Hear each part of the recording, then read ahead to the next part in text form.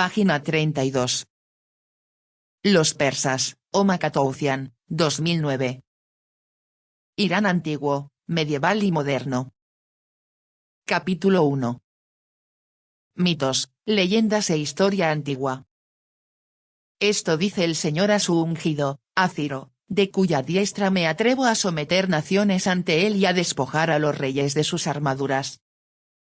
La Biblia, Isaías 45 2.13. Irán es mucho más antiguo que sus 3 milenios de historia escrita. Hay evidencia de civilización en algunas partes del país que, en algunos casos, se remonta a varios miles de años. Los nómadas iraníes que darían su nombre al país se adentraron en él más de 1000 años antes de que un grupo de ellos, los persas, fundara el primer imperio persa en el año 550 a.C.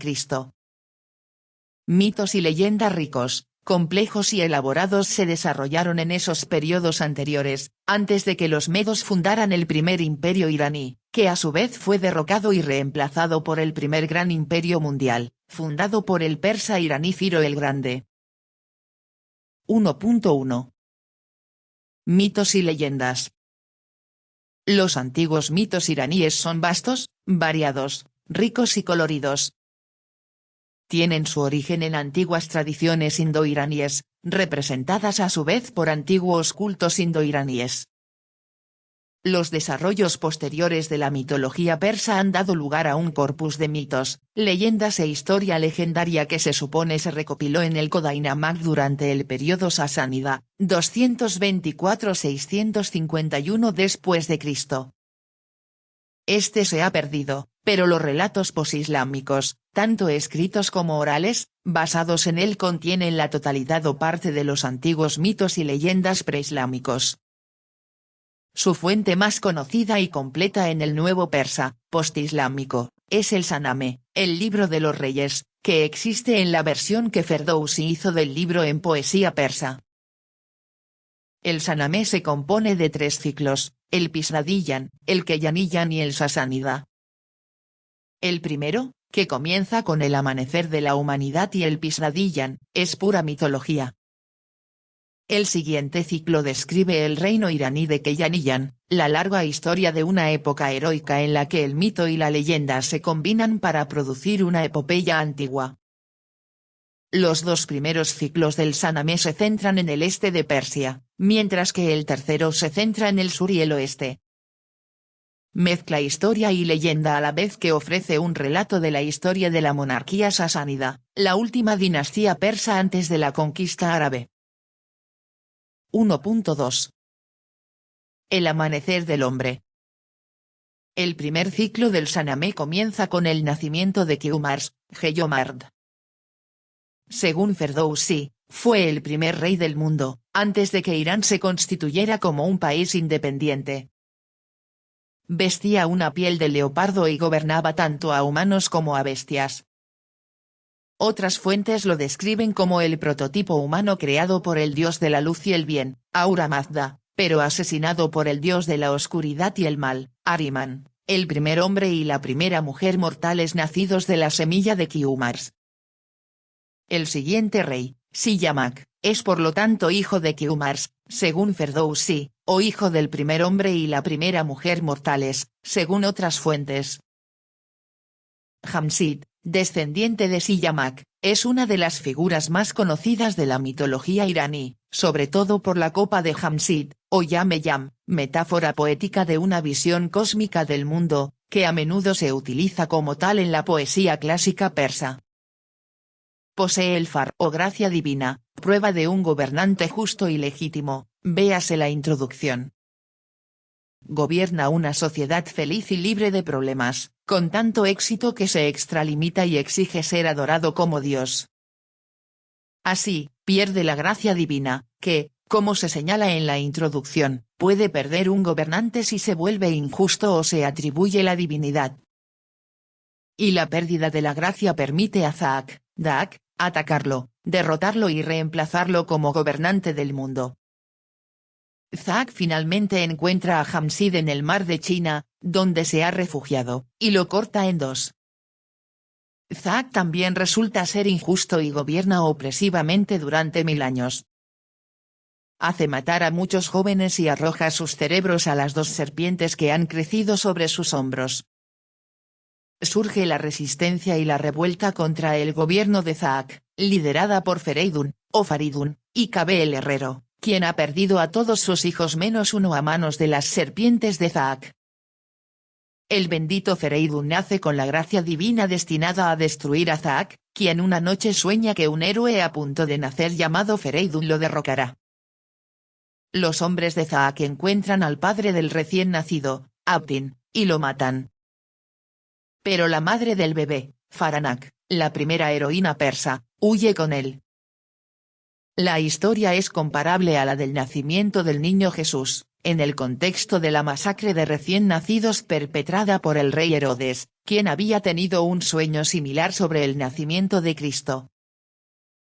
Fereydun finalmente reúne fuerzas y acude en ayuda de la revuelta liderada por Cabe, quien porta su delantal de cuero en un palo como estandarte popular que posteriormente, llamado la bandera Kabiyani, se convertiría en el estandarte imperial persa. Finalmente, derrotan al gobernante injusto y Fereydun lo encadena en el monte Damavand. De camino a la batalla contra Zaak, él y sus fuerzas realizan la hazaña sobrenatural de cruzar el río Herván sanos y salvos, tanto a caballo como a pie. En sus aspectos básicos, la historia comparte rasgos con muchos mitos y leyendas de Irán y otras partes de Oriente Medio, incluyendo la de caminar sobre el agua, que posteriormente también se atribuyó a algunos sufíes legendarios. Sin embargo, lo que hay que destacar es el papel y la importancia de la gracia divina, que permite a su poseedor realizar hazañas sobrenaturales. Esto se repite con frecuencia en las partes mitológicas y legendarias del Shahnameh. La gracia desempeña un papel sobrenatural incluso en el relato del ascenso de Ardeshir Baba Khan, fundador del imperio sasánida, quien fue esencialmente una figura histórica, no legendaria, véase más adelante. Salm, Ture-Iraj. Durante su vida, Fereydun dividió su imperio mundial entre sus 3 hijos, Salm, Ture-Iraj, para evitar conflictos tras su muerte. Le dio el oeste a Salm, el norte y el este a Tur, e Irán, que era el centro de su imperio mundial, al menor, Iraj. Pero la decisión no resultó en armonía. Salm y Tur, celosos de Iraj, a quien se le había otorgado el reino más atractivo de todos, lo atacaron y lo mataron. Esto desencadenó la amarga y prolongada disputa entre Irán y Turán, que se prolongó durante mucho tiempo a través del mito y la leyenda iraníes.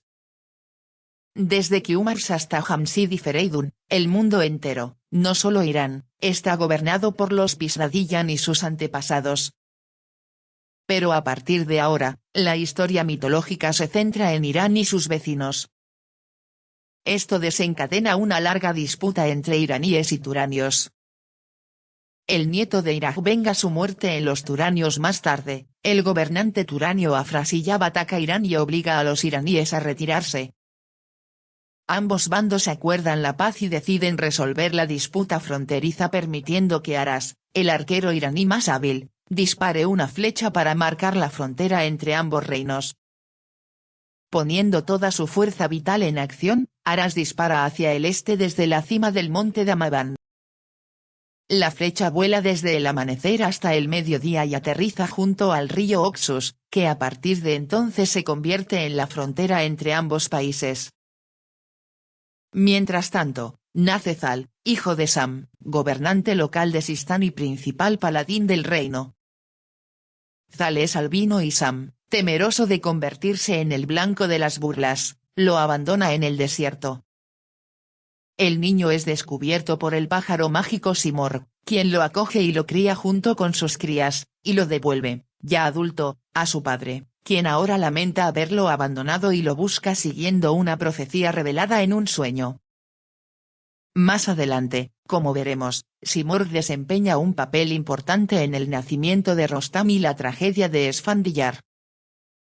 Pero la fama de Simorg trasciende la cultura iraní gracias a su uso simbólico por Farid al-Din Attar en el poema místico Asamblea de los pájaros, Mantiq al-Tayr. Zal se enamora y se casa con Ruda B, otra heroína persa, hija del gobernante de Kabul, descendiente de Zaak. Ella le da un hijo, Rostam, tan grande que debe nacer mediante una incisión en el cuerpo de su madre. Esto se lleva a cabo por consejo de Simorghi bajo su supervisión, la primera cesárea exitosa. Rostam es el héroe más grande de la historia mitológica y legendaria iraní. Protagoniza numerosas historias épicas y trágicas del Sanamé y salva el trono iraní en varias ocasiones.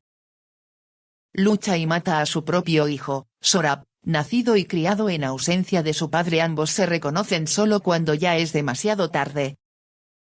Rostam también mata al héroe Esfandiyar, a pesar de sus buenas intenciones.